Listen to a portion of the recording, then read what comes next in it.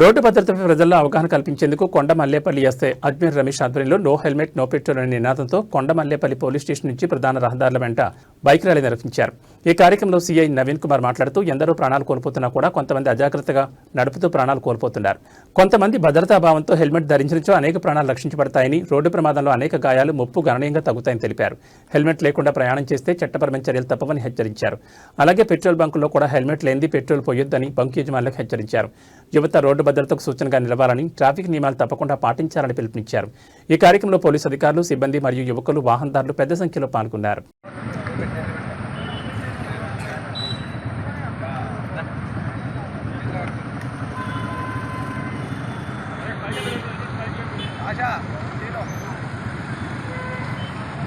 ఈ యొక్క క్యాంపెయినింగ్ అనేది స్టార్ట్ చేయడం జరిగింది. అందులో భాగంగా ఈరోజు మల్లెపల్లి పట్టణంలో మొత్తం యువకులతోని, అదేవిధంగా పెద్దల సహకారంతో ఈరోజు ఈ యొక్క బైక్ ర్యాలీని తీయడం జరిగింది.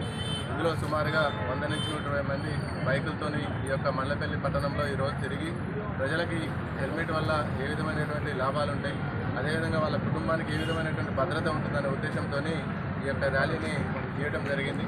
ఇక్కడికి అందరూ కూడా పాల్గొన్న వాళ్ళే కాకుండా మిగతా వాళ్ళందరూ పట్టణంలో కానీ మండలంలో కానీ యువకులు, అదేవిధంగా బైక్ రైడర్స్ అందరూ కూడా ఎట్టి పరిస్థితుల్లో ప్రాణాలు హెల్మెట్ లేకపోవడం వల్ల పోవద్దనే ఉద్దేశంతో ఈ యొక్క ర్యాలీని చేయడం జరిగింది.